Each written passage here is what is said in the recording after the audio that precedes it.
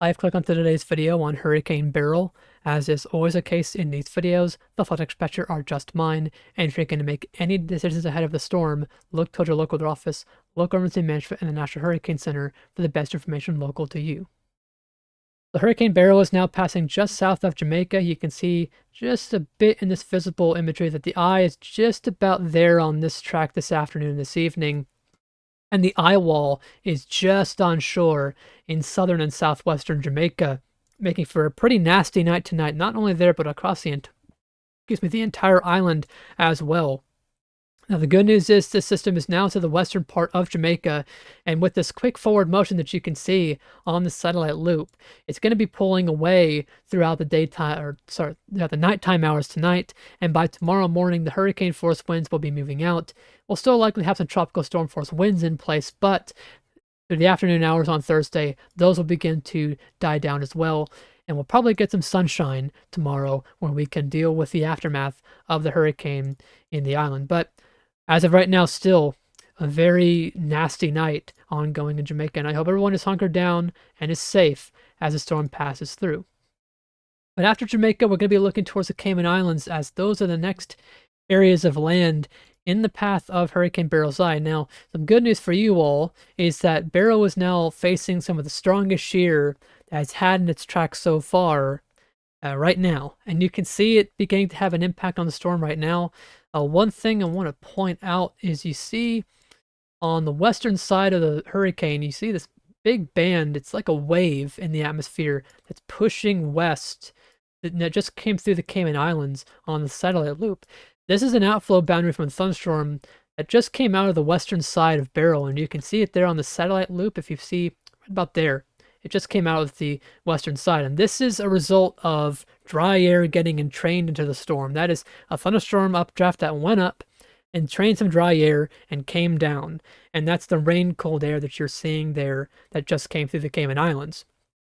And this is an impact of the increased shear. If you go to the water vapor imagery, you can see that now we've got this trough that's been well so advertised for the past several days, draped across the western Atlantic and in the Yucatan Peninsula and over Cuba. And this is now imparting more of a southwesterly flow aloft onto the storm. It's not overly strong, but given the strong easterly trade winds that we've had for the system and are still in place right now, this is causing a very significant vertical wind shear, which, for those who don't know, vertical wind shear is when you have a shift of winds with height. So like this, where you have easterly winds in the surface and southwesterly winds aloft. That's vertical shear. And this is more detrimental to hurricanes, and I did not mean to go with that size, but this is more detrimental to hurricanes. And in this case, Beryl is getting more dry air as a result. Up to now, the system has been dealing with mainly speed shear. And speed shear is when you just have the winds that are in the same direction with height, but they're different speeds. So you have the strong easterly trades, but weaker upper level winds.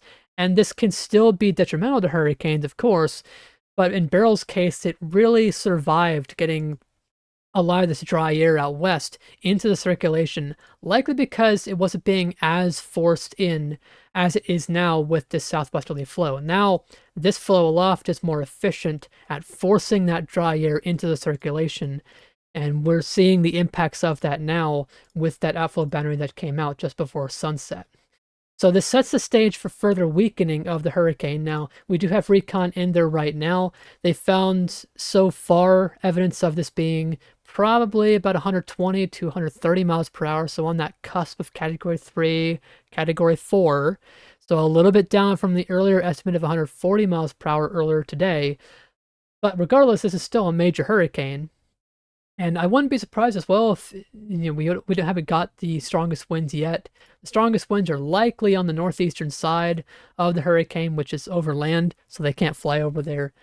So even though this doesn't correlate to, say, Category 4 intensity, I'd say winds are probably still up there. Now, the expectation for the next few days is that the system is going to weaken. This is the H-Wharf run, and we're going to go to the initial frame here, and you'll see that on the H-Wharf, which has done very well for the forecast of the system, you'll see it weaken. So right now it's about a major hurricane, about to where what recon has found throughout its flight right now. and then it starts to weaken below major hurricane intensity as it passes just south of Grand Cayman, and then further down, in fact, actually losing hurricane intensity for a time, and then regaining it before the Yucatan Peninsula. And this is going to be a pretty close call for the Cayman Islands. You see, it's still a major hurricane just southeast of Grand Cayman on this forecast, and a Category 2 hurricane is nothing to just toss out the window as just your average hurricane. Category 2 is very strong, and with this northern side being pretty beefy, we could also have a pretty good expanse of very strong winds, that being 50 knots or 60 miles per hour or greater on the north side of the system. So this could still be a significant hit, and we could have this water level rises a few feet above normally tide ground, dry ground in the Cayman Islands. Now, in terms of the forecast for the Yucatan Peninsula, now this forecast does show the system losing hurricane intensity for a time before it gets to the Yucatan Peninsula. This has been a little different to prior runs of the H4. If I can go back on here, and you can see a few runs ago we had a hurricane still coming in, though most recent runs do appear to show it weakening a bit more, maybe having a bit more of an impact from that wind shear. Now, you'll see it does regain hurricane intensity as the environment is going to get favorable again for the Western Caribbean, so it will likely intensify some. But one important thing that we also got to contend with is, where is it actually going to come in? Is it going to come in here, just south of Cozumel? Is it going to come up here, maybe closer to Cancun, or closer to, say, the coast of, or the border region between Mexico and Belize? And that right now is still a little bit uncertain. And it all has to do with the rate of weakening as the system comes west, south of the Cayman Islands. You can see this is a sounding from the GFS as it moves away from Jamaica. And what I want you to pay attention to is this little thing here. This is showing the height, the wind speed and direction with height in the troposphere.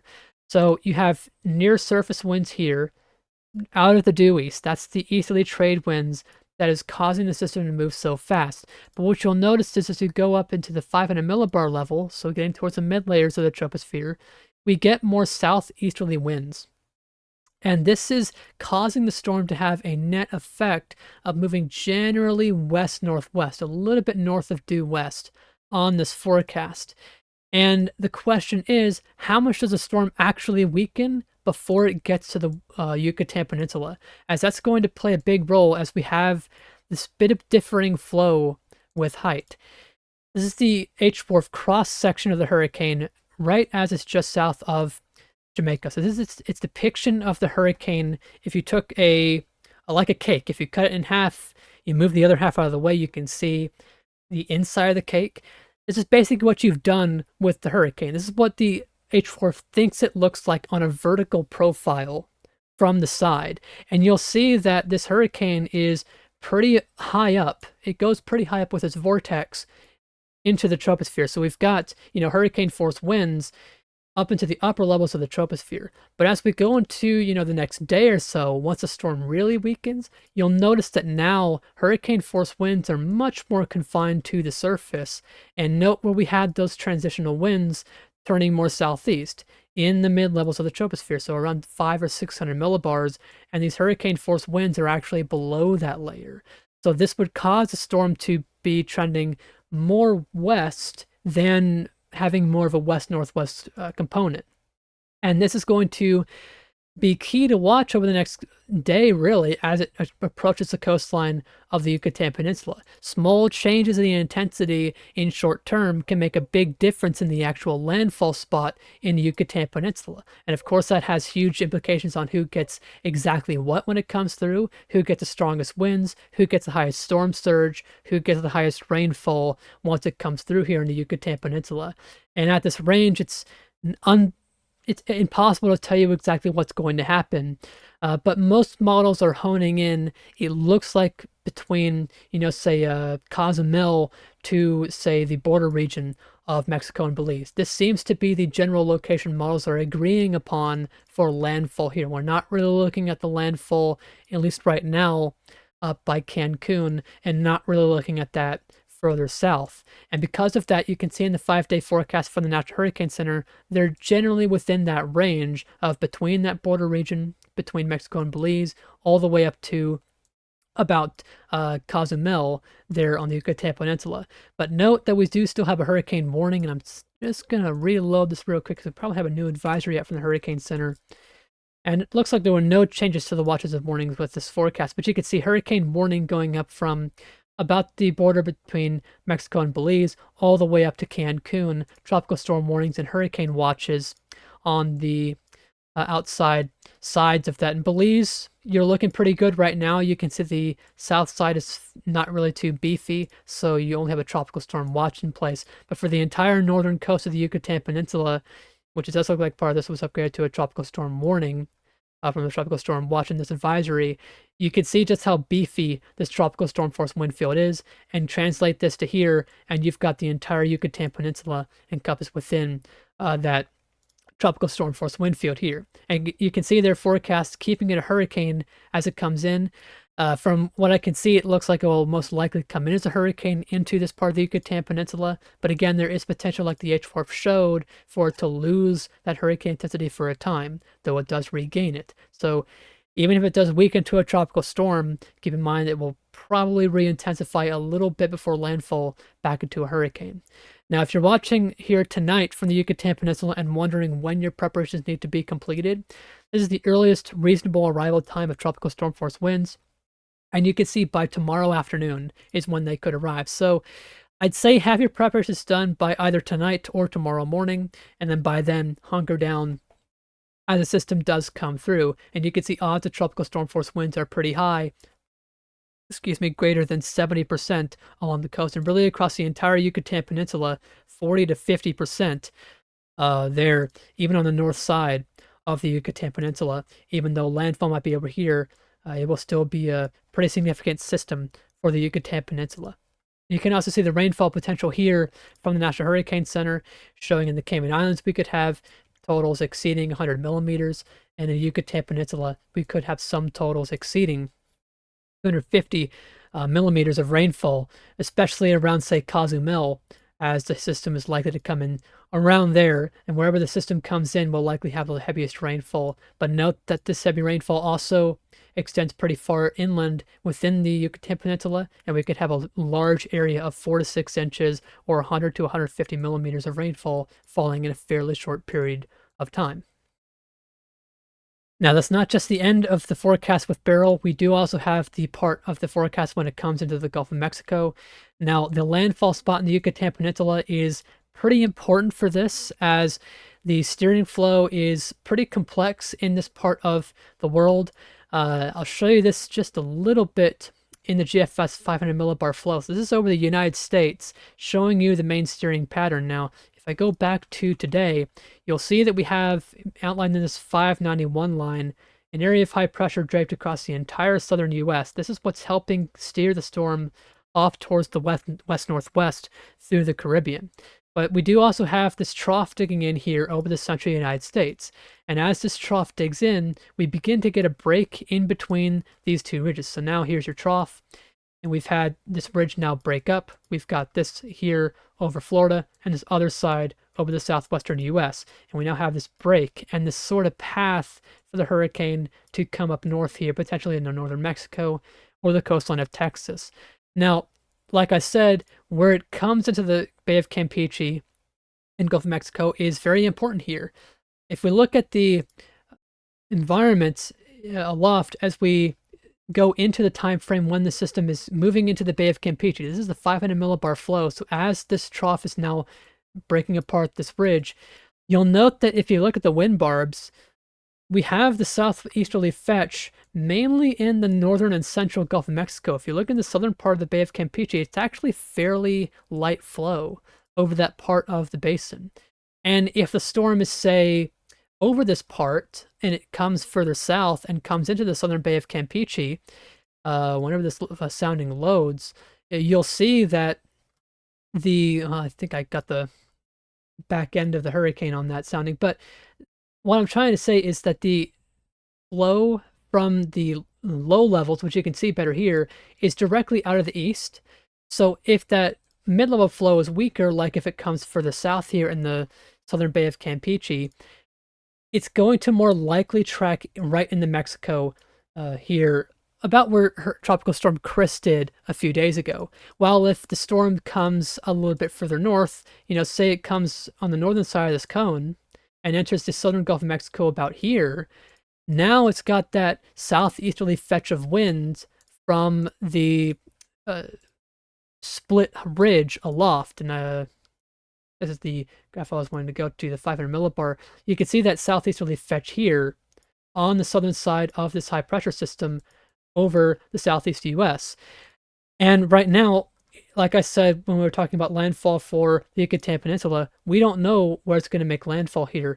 And even a small shift, if it makes landfall near Cozumel or if it makes landfall near Belize, that could be very significant and could change the forecast very drastically for the track once it gets into the Gulf of Mexico. We've had some solutions to show that if it comes in here, say near Cozumel, to where it could potentially even recurve and come up in the central or eastern Texas coastline and be close to Louisiana. Well, on the other hand, we've had a lot of models that show a landfall maybe here closer to Belize that just come into the southern Bay of Campeche, fail to redevelop, and then it just buries itself into the central part of Mexico.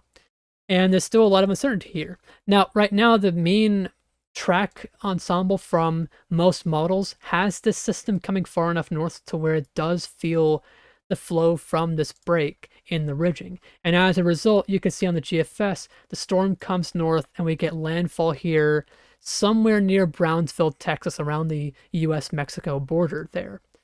And, a few shifts further east or further north in the short term could make it the southern Texas coast. A few shifts further south could make it a bit further into Mexico. But the general consensus today is that we'll see landfall probably around Brownsville, Texas, around that region of the world. And you can see that in the National Hurricane Center forecast, they're following that, showing the storm come in as a hurricane, as the environment is also likely to be a little bit more favorable for redevelopment of the system. Once it gets into the Gulf of Mexico, and we could be looking at a hurricane come in here.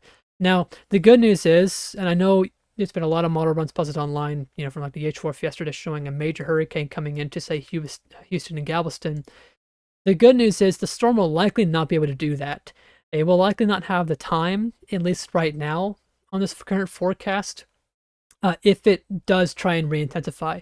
Usually systems that come off the coast of the Yucatan Peninsula need about a day to recover themselves. And you can see that day is over the central Bay of Campeche by this time, so that only leaves it about a day more before it actually comes inland. And by that point, and you can see this on the H-Wharf, it's going to have to rebuild. It's really starting from square one in terms of its structure. It doesn't have a well-defined eye wall still, and it's also much more broad. And you can see on the the H-Wharf, it actually struggles to get even back up to hurricane intensity on this run because it has to start from square one after the Yucatan Peninsula. So we're not looking at, say, a Category 3 hurricane coming in here. We're looking at maybe a high-end tropical storm or hurricane, which could be more beneficial for this region, as we know we have a significant drought ongoing in Texas, and that could be, more beneficial than not. Now, I do want to outline a scenario that is still within the realm of possibility. Note that we do have this break between these bridges again. And one thing that some models have tried to do is they've tried to have the system come in far enough north to where it's actually still over the Gulf of Mexico and never comes into, say, the Brownsville area of Texas. And this leaves the storm sitting over the Gulf of Mexico for an extended period of time. You can see this in the eastern end of the National Hurricane Center forecast cone, where at day 5 it could be just sitting offshore. Now, one thing is the system will likely be moving very slow, so it may have to contend with, a little bit of upwelling if it sits there for too long. But that could be a scenario where you get maybe a little bit of a stronger storm coming into Texas. But the main thing with that slow movement is that we're going to likely get an extended period of heavy rainfall here. And I'll go to the CPC outlook for heavy rainfall if it does load. I might be able to get it quicker if we go to pivotal weather, showing you the precipitation outlook. And you can see they outline it here. potential for increased rainfall on their forecast. And this is because of Beryl, as when it comes in, once it's between those two ridges, because remember, we have this high pressure system here and a high pressure system here. This is trying to pull it north, the eastern one, the other one is trying to push it south, and the net effect is not too much forward motion at all. And that will likely cause an extended period of increased moisture here, and we could get higher rainfall totals as a result in southern Texas. And that's something we'll have to contend with, and we'll see if that potentially results in something stronger coming in here to, say, the central or southern coast of Texas. But as of right now, not looking at a major hurricane as some models have tried to paint pictures of in their model forecasts. And anyone that tells you that online, they're misleading you. So just know that if you're preparing ahead of the storm. That's all that I've got for today. Thanks for watching. Stay safe in Jamaica and the Cayman Islands as the system moves through. I'll have my next video out tomorrow afternoon or tomorrow evening when it's approaching the Yucatan Peninsula. That's all for now. Thanks for watching.